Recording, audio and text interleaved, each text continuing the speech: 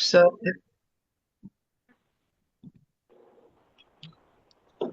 hi everybody. I hope you can hear us. If you can hear me, just let us know in the chat here. So I see Julius has joined us from Vancouver. Welcome, and all of the other attendees. So we're going to get started here. First of all, I hope everybody is enjoying the International Day for People of African Descent. And I just want to say good evening. My name is Vanessa St. Louis, and I have the honor of serving as the CEO of Black People United for Change. And on behalf of our organization, and coalition partners, I just want to give you a warm welcome to this National Town Hall meeting. And it's being held on a very significant day, which is, as I mentioned, the International Day for People of African Descent. So today we're gathering not just as individuals, but as a powerful collective. So some of us gather as advocates, as organizers, as allies, and people who believe that real lasting change is possible. So I want to start by acknowledging and thanking all of the organizations who have joined our coalition. Your commitment, your voices, and your courage to actually stand boldly and united with us in the fight against the systemic anti-Black racism in Canada shows that we're actually stronger when we move together with one purpose.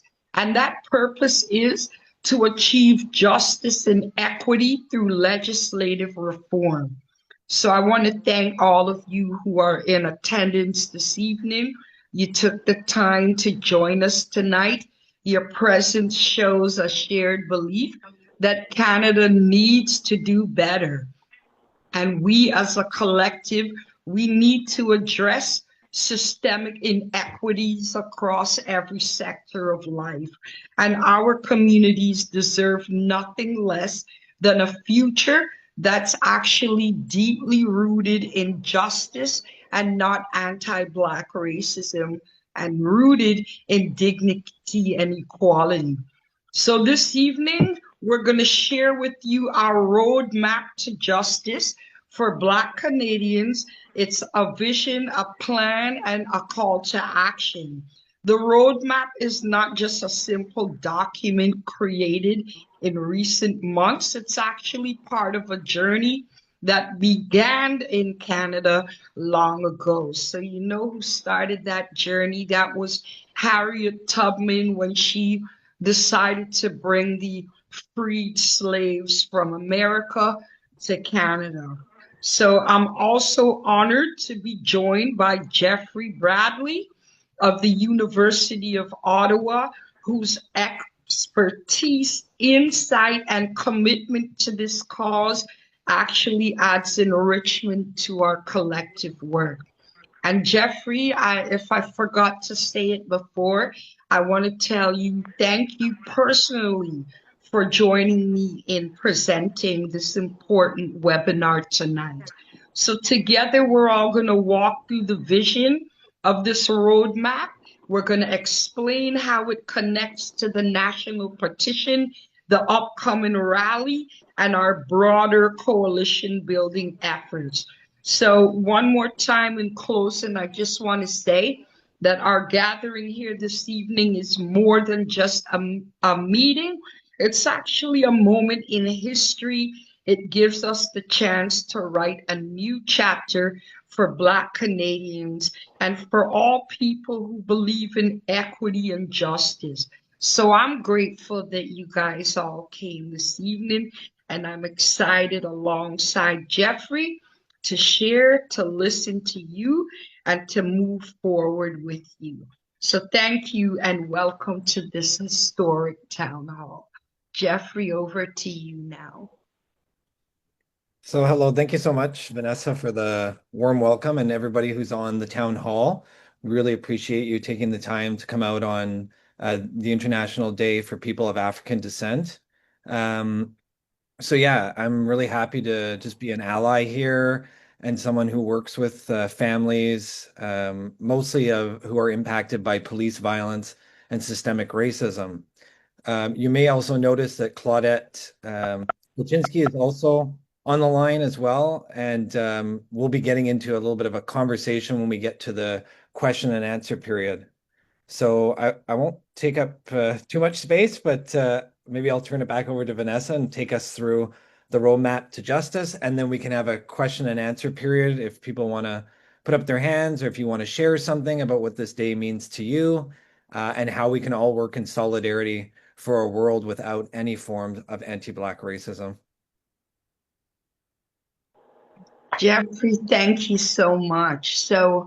Um, as you see, there's a presentation here which we'll make available once our town hall meeting closes tonight. I just want to move on to the next slide and tell you about our collaboration.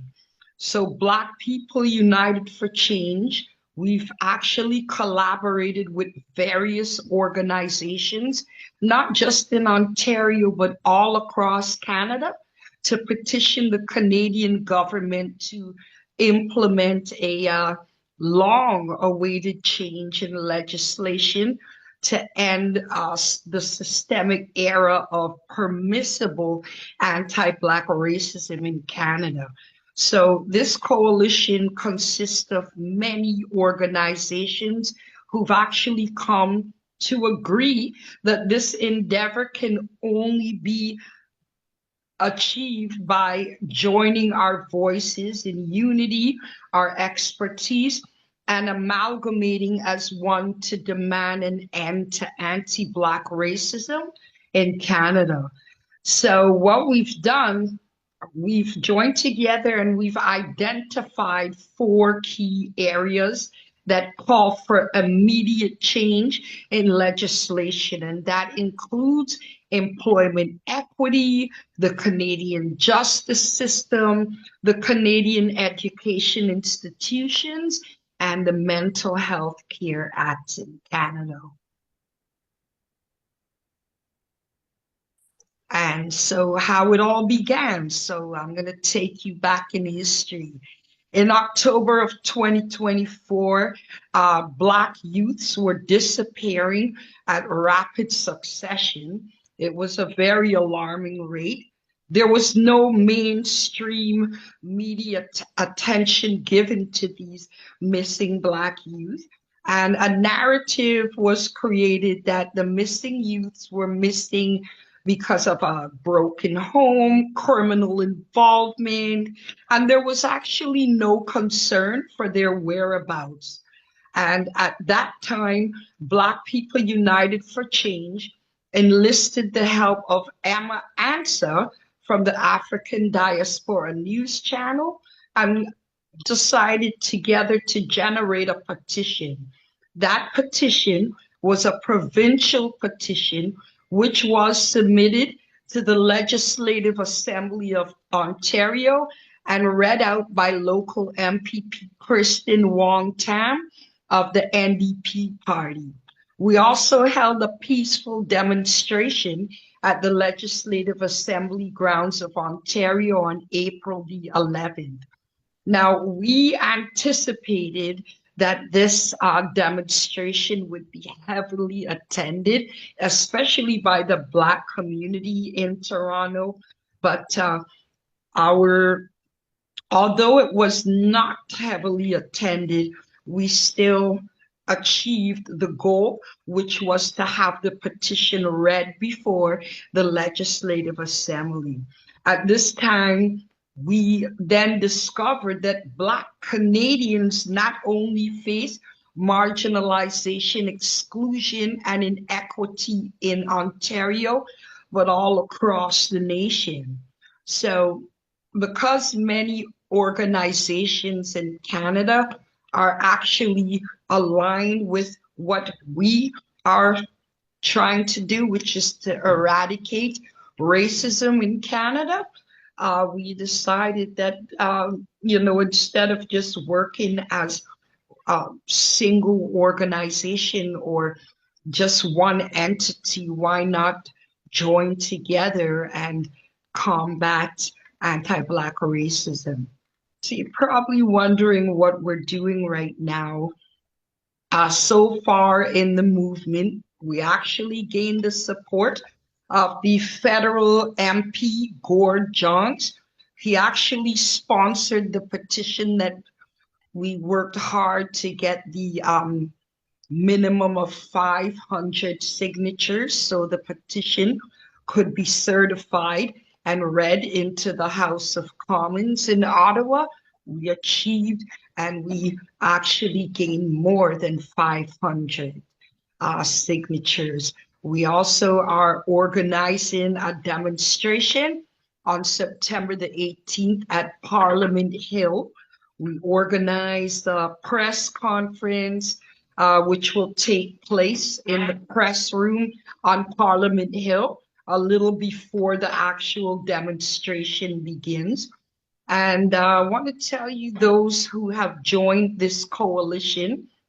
So we have Claudette, who's on the line with us from Mothers Grieving Together and the Regis Forever Foundation, the Criminalization and Punishment Education Project. We have Nicholas Marcus Thompson, the Black Secretariat. He had that huge class action lawsuit in the fight for um, equal opportunity and equity within the Employment Act, the North-South Development Roots and Culture Canada, the Ottawa Black Diaspora Coalition, the Ottawa Transformative Justice Collective, the Delmore Body Day Learning Institute, the Ottawa Coalition to End Violence Against Women, the African Diaspora News Channel, the Daily Scrum News,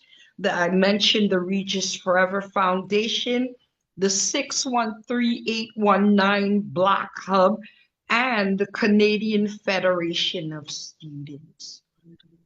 One thing too to add to everything that you're sharing here, Vanessa, is that the petition is actually still open. So if there's anybody on the call or is listening live, please go to the link for petition E6484, and you can still read it, sign on to it before it is actually read into Parliament by MP Gord Johns.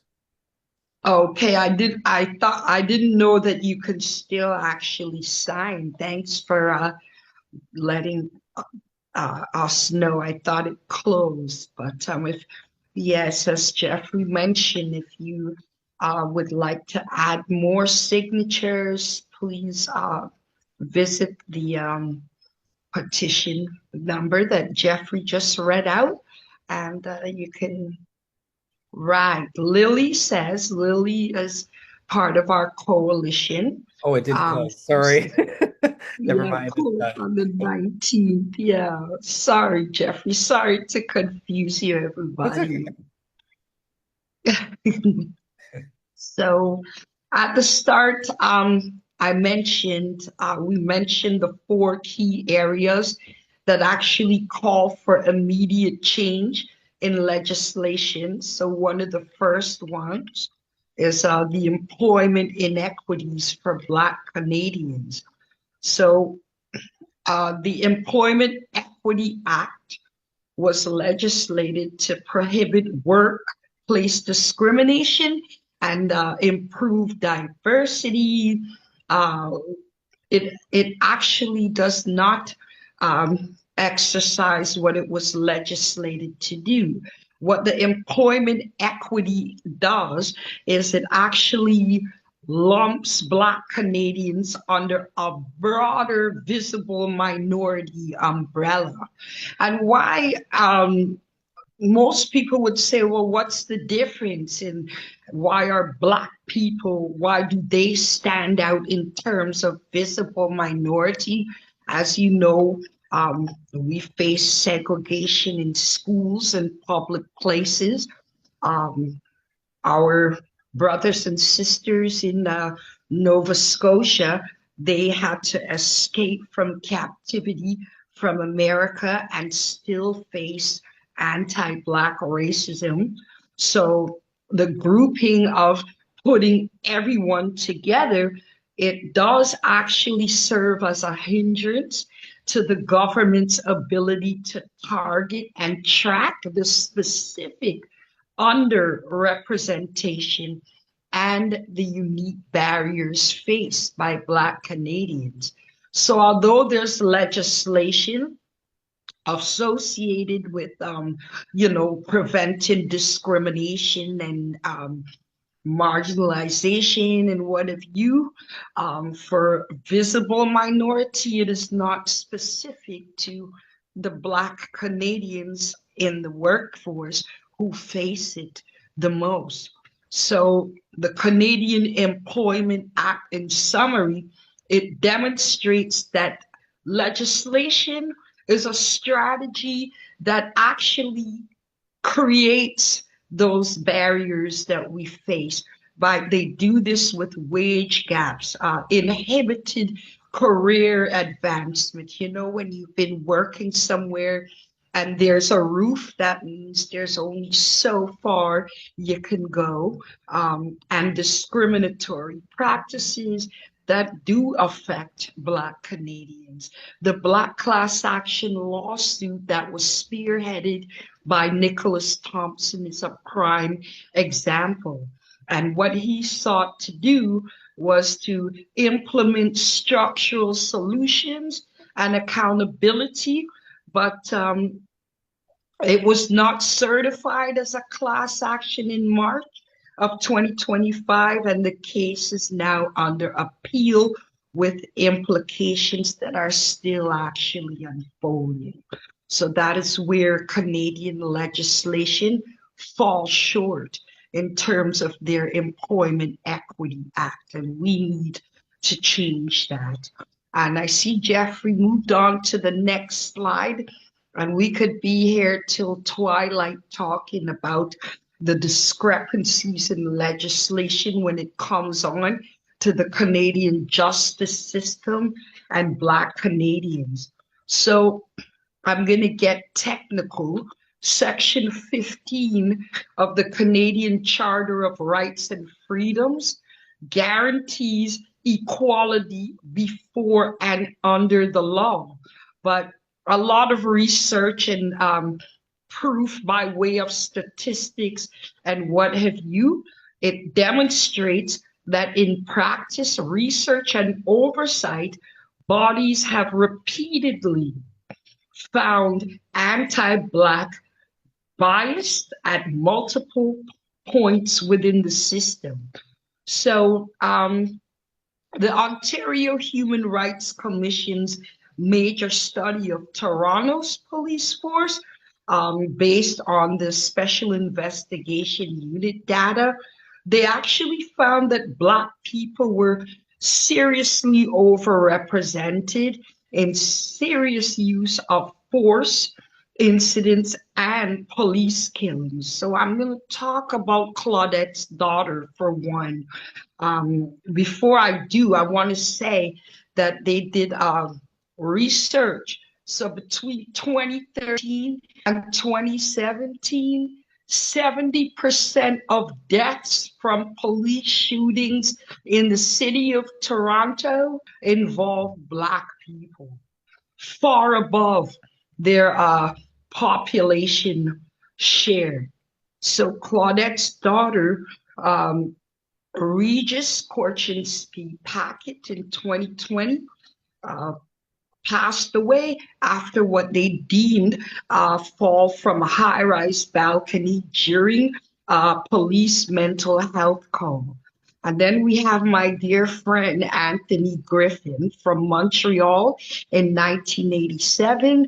He was a 19-year-old Black teenager who was shot in the head by Constable Alan Gossett right outside Station 15. who claims it was an accident. So these two outcomes are just two out of many that illustrate the lack of criminal accountability following lethal police force. You're probably wondering, so where does the legislation and policy fall short? Well, number one, there's no binding national requirement to collect and actually publish race based policing data. The sentencing law recognizes systemic factors for not only Black Canadians, but for Indigenous people as well. Record clearance, it takes forever to get a record. So you are living with a label when they find you guilty of various crimes, especially for Black Canadians. I'm a living example. I lived 30 years with a criminal record, and it took me that long to receive a pardon from the government. Legal aid, which is there to help people to pay for legal representation, their financial eligibility is too low to make sure that if you are crossing paths with the justice system, it's very, very hard to ensure that you have access to a counsel, especially in Ontario. So now I'm going to ring the school bell now. Educational institutions that affect Black Canadians. Well, education laws lack specific protections or mandates for Black um, students. So the provincial education is based, it differs from province to province. So I'm going to talk about Ontario. So in Ontario, provincial education acts generally promote equity, but they don't, of course, specifically require anti-Black racism action. So those systemic issues are neglected and remain largely invisible, and of course, no accountability. Anti racism policies are inconsistently implemented. I'll give you an example. While Ontario enacted an anti racism act in 2017, um, the follow through in school boards varied drastically. Some school boards lack clear frameworks or accountability that align with the Anti Racism Act that was established in 2017. So I'm going to give you an example. There is a grassroots group, they're called Parents of Black Children, and they launched a petition to demand urgent oversight of the Durham Peel Region School Board. And they found at least 71 documented cases of anti Black racism, which included violence and neglect. Some disturbing facts to note, they called the police on a student as young as 6, and the board, the Durham Peel Region School Board, has not seen a Black superintendent in over 50 years. They've had serious incidents like a neurodivergent Black girl being assaulted without appropriate intervention. And they're actually calling for the removal of senior leadership, provincial intervention, and independent reviews of discipline, hiring, and safety policies, and anti racism accountability measures. A case that really stands out when we're talking about anti Black racism in Canadian education institution is the case of Professor Amy Avalonto at York University. He was a professor. Um, serious case, and it demonstrates deep-seated resistance to addressing racial discrimination. Avalonto actually filed complaints of anti-Black discrimination and harassment. His story was actually broadcasted by a CBC documentary. It's called Black on Campus, which was released in 2021. So students and community members launched a petition and they gained more than 6,000 signatures supporting his claims.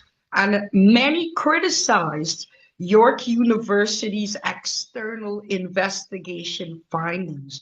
So, according to the Ontario Human Rights Commission, under the suspicion report, Black children are more likely to be disciplined, stereotyped, criminalized compared to their peers. Yet the change is yet to come for Canadian Black students, and which includes Black professors as well.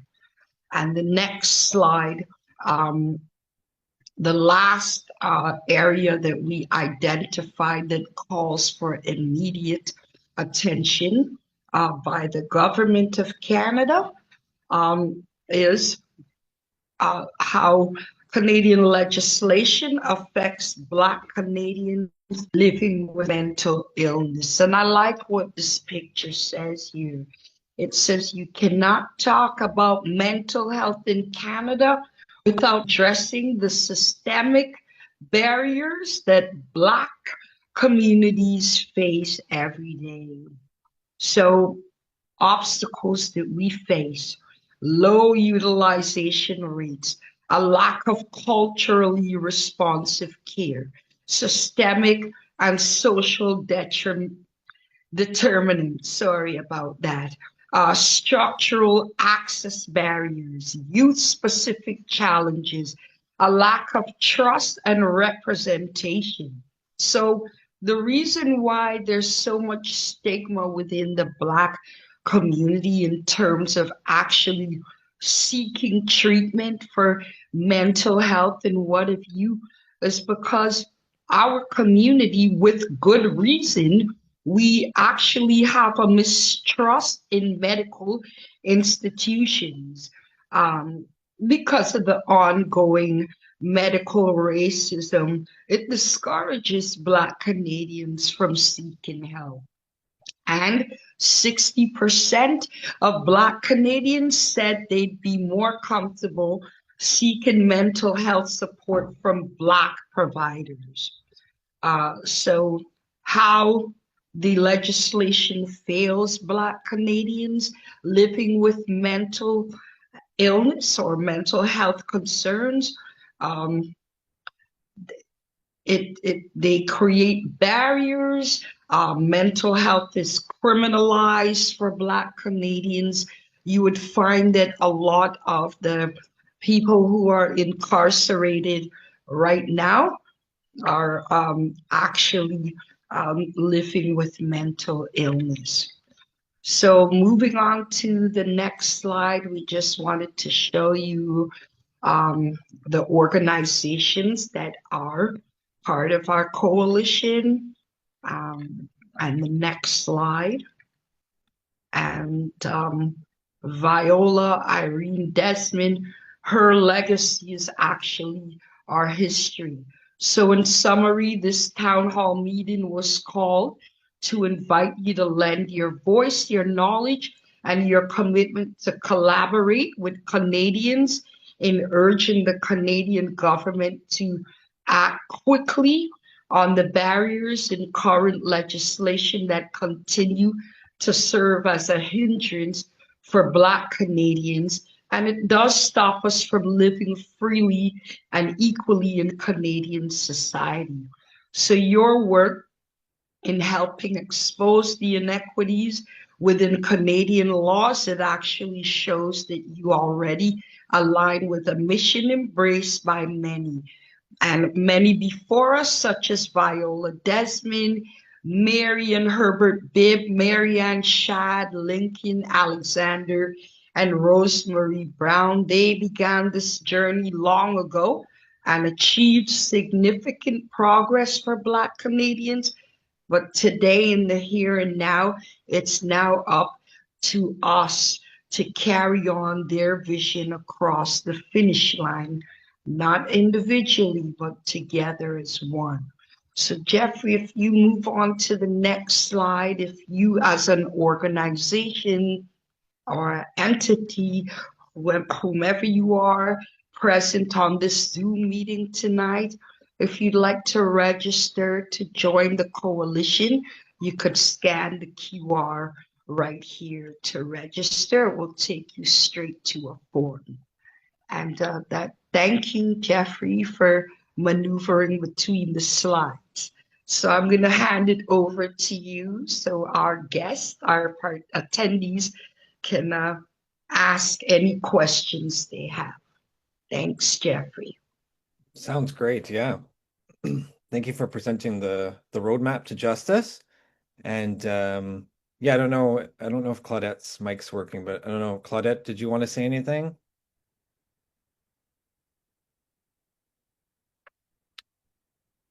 Okay, maybe while she figures out how to mute, we'll open it up to anybody that wants to ask any questions about the petition or the movement to address anti-Black racism through legislative and social action. So if anybody wants to like raise their hand, I can unmute your mic.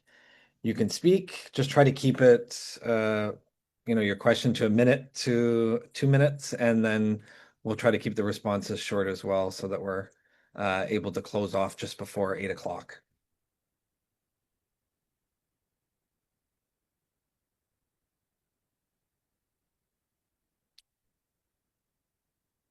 Maybe just to get us going, why don't I just ask Vanessa and oh, okay, we got a question. Okay, let me just allow you to go. Okay. Go Hi. ahead. Okay. Hi. As a Black Canadian, I'm glad that we have these. My family has been like dedicated to bringing awareness to these for centuries. We've been here for that long ourselves, so it's been a long-standing problem, unfortunately. And I'm glad mental health obviously has been one of those things because it's still targeted at being uh, a white problem. So our problems are not seen or heard in a different capacity. We have different generational issues that we have to deal with. That's a big thing. And I do remember that young lady, and my heart and goes out to her family, and I hope that they get some recompense in regards to that. Because it's a shame when we call and ask for help, we're really not heard. And so it's a major problem. And could you share the QR code in the chat? Because I didn't get a chance. I work with a lot in my community, and I would like to be able to share that with more people so that we can have more people on hand to get more voices involved, more hands involved. Yeah, definitely. Thank you so much for coming and speaking and sharing that because yeah, we can definitely share the QR code in the chat and also we can share the slides again. Vanessa, I don't know if you want to respond to that at all or just kind of echo everything that was just said. Right. Thank you so much for your participating. Um, really appreciate and loved what you said. So definitely, I'm going to look for the QR code, Euphemia, and I'll Yes. be more than happy to see if I could either get the link or just share the QR code. So if I'm a bit quiet, I'm working on that. No, that's very much appreciated. Yeah, I got on this. My friend sent me this thing, so I will definitely share it with her and send it out to her because I work in my community. It's a small. We're in Oshawa, so we're Oh, growing. We're growing yeah. as far as having a larger Black community. I've been here in Oshawa for over 30 years, but my family is a heritage family that's been here since the 1600s on the Black side, but I'm Indigenous. So, Oh, yeah, so happy to have you here with us yeah, this evening. thank you. Perfect. Thank you. All right. Okay. So the next one is Ken Take, if I'm saying it correctly, and I will allow them to go ahead. Go ahead. Yes, good evening, everyone. The correct pronunciation of my name is Kentake, although I know it's obviously not your fault, right? But yes. Jackie, sorry. No, not a problem. I just wanted to say thank you to Vanessa for inviting me this evening. And I also wanted to mention that I don't know if it's probably conjoined question and comment. As myself being a Black Canadian, first generation being I would presume that it's a very different experience to be a first generation Canadian as opposed to someone who's been here generationally for Nova Scotians and other Black Canadians, etc. Now, what I wanted to say was that there seems to be a dilemma in the process in terms of how the Canadian government has a system in place currently in which they refer to communities as people of color, which I believe, in my understanding, then devalues the experiences of Black Canadians. And I have always said, and because there was no platform to discuss this previously, and one of the reasons why I have attended today and I'm here this evening is because I myself grew up, and I just want to say this, I, because it's important for me to vocalize this. I believe as it may have some effect in the future. I myself grew up, obviously, born and raised, and grew up in the province of Quebec in Montreal. And most of my experiences in elementary and high school were equivalent to stories that I've heard about, students in the United States at go like what do you call it? Like the desegregation of white schools. Myself attending elementary school was very similar to what I heard about like Ruby Bridges. Like I went through a lot of the things that, in the 70s, I went through a lot of the things that, I've heard people in the States go through.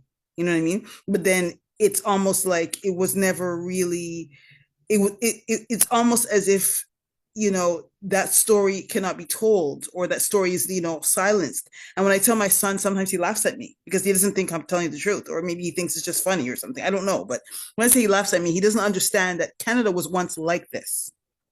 You know what I mean? And I've lived, it's not like someone is telling me the story. I lived through it. I went through it myself. You know what I mean? And I had to go through my own series of healing, which is a whole nother story altogether, which I'm not here to talk about, my entire life story. But at the same time, I find it problematic that, the people of color sentiment is there within that, within the system that we live in. This people of color, quotation is there saying, indicating that, okay, we are people of color, etc. And then the experiences of Black Canadians are then put on the back burner as if, okay, you know what, you just, whatever the case may be. So what I'm suggesting, it's actual suggestion, and I know I'm being a little bit long-winded, but excuse me. What I'm suggesting is that if it's necessary at some point for an organization of any kind, whether it be this organization or another one, to have a platform. I know that they were doing something where they were saying, okay, there's a for government government employees. I know there was a class action lawsuit, which was, I believe, was rejected. But what about those of us who were here in that era? For example, I went to school in the 70s. I attended school in Canada, and we're in Canada, whether it be Quebec, whatever, in the 70s. What about the stories of those of us who endured not only systemic racism, but actual physical violence in integrating Canadian schools in that era, what about a discussion or a platform for us to be able to discuss what actually happened and to dispel the myths of people? Because I'm alive at this moment. I am alive. I am in, up in age a little bit, because if I could tell you I went to school in my 70s, you can do the math and figure out whatever, right? But at the end of the day, we are here and our stories are not being told. So it's almost like a willful silence, you know what I mean? And then the other aspect is the internalized racism, because when I try to address this in the Black community, like, oh yeah, you don't need to talk about, I went through it too, you go sit down or something, trying to silence you know what I mean? So there's also, not only is there an aspect where people outside of the community don't want to hear it, people in the community also don't want to hear it either. So that's just been, I think that there needs to be a voice for people who have actually lived through, we can say racism, like live through not only systemic racism, but live through actual racist violence. And lastly, I want to say that there was a place that I lived in Verdun where there were stickers on the postcards and said, I remember when because I used to walk, to meet my mother at work, and there were stickers saying the KKK. This was in like 82, because I was not old enough, 82, 83, there was a KKK in Montreal and different racist groups. So I'm just saying there was a lot going on, and there's a lot of history here when it comes to systemic anti-Black racism that's really being silenced. So some of the terminology needs to change, and the attitude towards listening to people also needs to change. So sorry I think that was about 5-10 minutes, but I'm done now. This is why have a nice evening. It's created. Thank you for speaking. Yeah. Vanessa, I don't know, do you want to reply to that, or Claudette? Because I think we do need more space, for like just talking, healing, and thinking about like not just pushing it under the rug, right? When these experiences are yours, and people need to hear it, and we need to make sure that it doesn't happen again, right? I agree. There should be a space where, awareness can be created, and not, to talk about it, and also have solution findings. I mean, there's so many areas in Canadian society that is impacted by anti-Black racism, discrimination, and injustices. And so it's good that, tonight, as I mentioned at the start of our town hall meeting, it's a historic event. Reason why is because it's not like it's Black People United for Change or um, Regis Forever. This is something that involves all of us, so we can all talk and come up with solution and keep that momentum going, like not just the one off and then you're not going to hear from us again. We need to keep this momentum going, because changes can only take place through unity and working together, as what a coalition, collaboration together. So you touch some very great points there, Kentake. Perfect. Okay. The next question is coming from Julius. I'm just going to allow them to go ahead, and you should be good. Go ahead.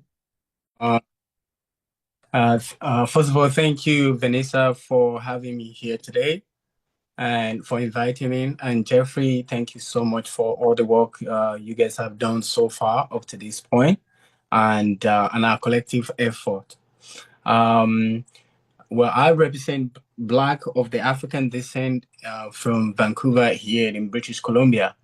However, my work in social justice as it relates to Black Canadians or African Americans or Black in collective in general in the diaspora, I've always been about how do we go together as a collective. Because when in me preparing or at least articulating where I think the issue could or we should be looking at or addressing is the anti-Black racism in Canada, I think is not an isolated issue. But Canada, we are in a very strategic position, I would say, in addressing these issues. And I look at it from obviously different perspective. We can look at it from framing, where our life lived experiences, like the last. Sorry, I apologize. I didn't catch your name. The last person who spoke. That is a life lived experience that we could look at and catalog as part of the overall framing strategy we could look into in order to come up with the right kind of approach. And like Vanessa had said, this is our first town hall meeting that at least I am being part of.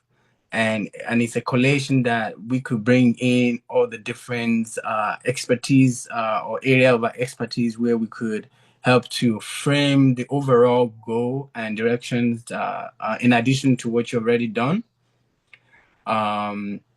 Because that's the way we can, I think, in my opinion, we could approach this issue in order for us to have the greatest chance of having success, whether that is in the legislative effort we are focusing on, but more in a holistic manner, I would say. It's where I think we might be able to get a greater um, greatest benefit for all, I would say. Um, and so that's the angle that I'm coming in, or I would be asking question is how do we frame the issues? Because then in the South in America, we see what is going on there right now, where the gains that the civil rights movement had achieved since the 60s. There has been law, there has been now efforts to overturn that. And if we look at if we also look at the challenges that is facing the Native America, I mean, there's truth and commissions that is been also there. I think we have to look at all of that in tandem to what the overall Canadian goal is. Because I examine what the Canada policy has been. When you look at the G7, the focus and what is already been done so far, that I think we could leverage to help us come up with the right kind of framing that would not only carry our intentions and our plans, but also that would give us the greater chance of building a coalition that would only start from Canada, that we think can potentially also spread into the US in terms of how Canada could influence that process. So I think that is the area that I think Jeffrey and Vanessa and of course the rest team can help us to kind of frame, because framing is is critical here. And I mean, that's my own overall just comment. And I also wanted to say thank you for the work you've done so far. I think from the UN International Decade for People of African Descent, I think next year, since Canada co-sponsored that, I think that bill itself in the G7, I think we have a great opportunity for us to take concrete legislative steps from homes that align directly with the global commitments that showcases Canada as a leader, also in addressing systemic racism. I think that is one area we could also help the government to say that live up to your values. And I think in coming up with that framing, it's something that will be critical for us to figure out within the next, soon, certainly, so that we can collect all of these experiences in a way that could be crucible to the overall it is, and I mean how we can really utilize that in a way that would give us the greatest benefit overall. I think that's what I'm committed to. Obviously, again, when the time is right, we can all see how we can bring all of these different aspirational ideas, values, and goals to help have that framing that we all can whip and then push, whether in the on traditional media, social media, and conferences, and what we can do. So I wanted to say a big thank you for all you've done so far, and I'm really glad to be here to help advance this course. Thank you, Vanessa and Jeffrey. Thank you very much, Julius, for all that. Yeah, we definitely need to work hand in hand with the UN and their work and frame it much at large at that for sure. Vanessa, do you want to say anything in addition? That was like awesome. Yes, I, Julius, I met along the way on this journey, and I want to thank you for sharing, the petition and all the hard work you've done out there in Vancouver. You're basically a representative out there in BC, and it's very much appreciated. And again, I just want to reiterate that this is why we've had the town hall meeting to give a clear description of what we're hoping to achieve from the demonstration, the petition, and to keep this momentum going because racism, whether it's anti-black or anti-white, it affects everybody. So it's not just Black Canadians that feel it. It's felt by all in Canada, especially by those who are not in alignment with marginalization and what have you. So, um, once you fill in the form and you register to be, an official part of the coalition, that's something that we can do is, maybe plan to continue our town hall meetings and you know plan strategically how to badger the government basically and let them have no other choice but to hear our voice. So thank you too, Julius. All right, thank you. Okay, so next to come and talk is Andreen.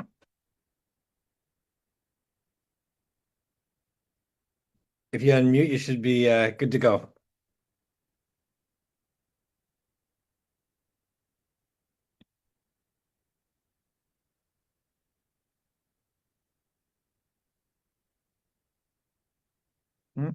Maybe not.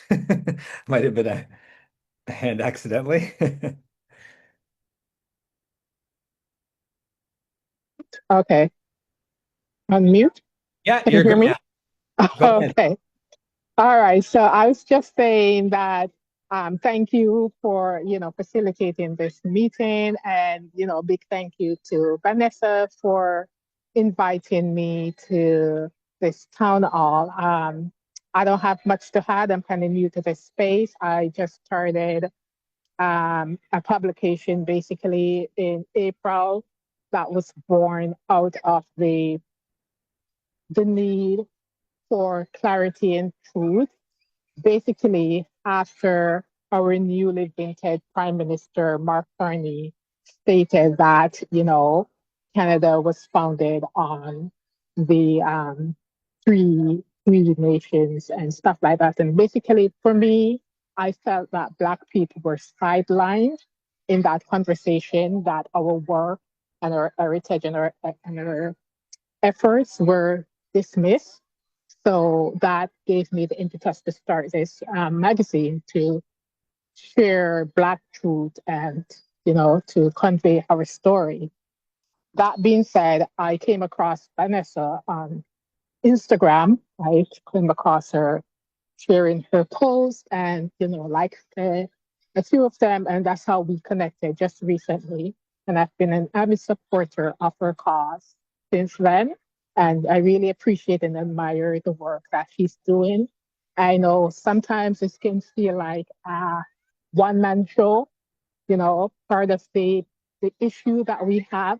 Um, my magazine is called Black Eyes, Black Voice. So it serves as a mirror and a megaphone. So we look within and speak out on Black issues, not just about what's been happening to us, but all we are also underserving and disserving ourselves. And so this is why this magazine is created to share stories like the story, I think it was Kim's stories, I thought was a beautiful illustration of Black going back in Canada and, the struggles that we've been through, still going through So that's why I'm here. That's happy to collaborate and work with others to, in this fight to get, to be seen and be heard and not be sidelined because we've been through a lot. I'm still new to Canada. I came to Canada in the 80s. My mom came here and, brought us up here as children, and we're still struggling. There is not a pathway for us, so to speak. So there's a lot of stories to be shared. There's a lot of voices to be heard. And I want to be a part of that movement. I want to facilitate our cause and help us grow and to shine a light in areas where light haven't been shone. I'm here as a truth speaker, truth teller to tell those stories and to help amplify those voices. So thanks again, Vanessa, for, being out there doing the work and, just staying focused on this mission. And thanks, Jeff, for being an ally in this fight with us and for just putting everything together. So really appreciate you. Appreciate everyone on the in this town hall. So thank you. Thank you as well.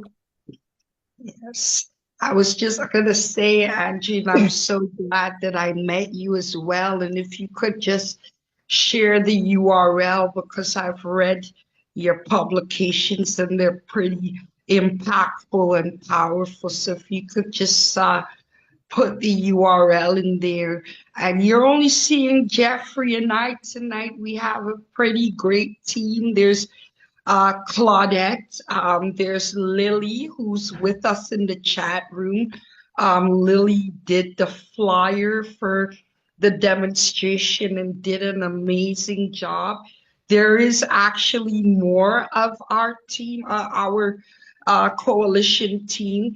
And Andrine, I did put the URL in the chat room. So if you'd like to register, and then once we see the list of registrants, organizations, individuals, I'll have you send the logo to us so that we can display your logo and demonstrate how strong and how this coalition is growing every day.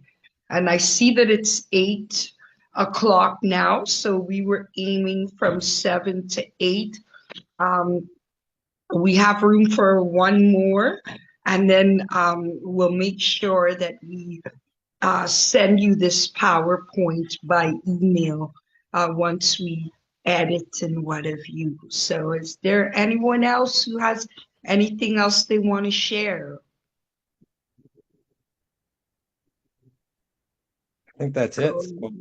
Okay, then. Well, Jeffrey, thank you.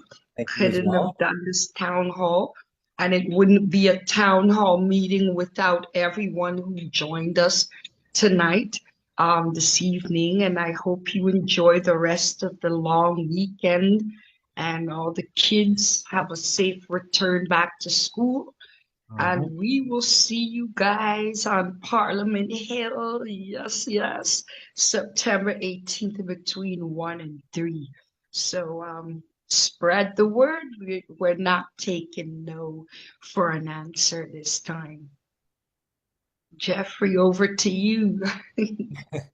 Well, thank you so much for speaking, Vanessa, organizing, getting us all together. It's always a pleasure to see the connection between all of our different works and our different experiences, whether it's, with the criminal legal system or with the mental health care system, with the education system. So yeah, we're doing the best fight in town, fighting for human rights, and we want to make change. So we look forward to seeing people in September on the 18th.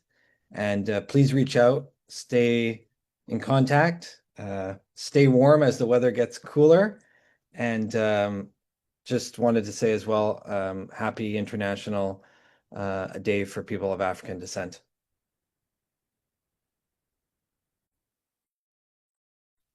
Take care, everybody. Okay. Bye. Bye-bye.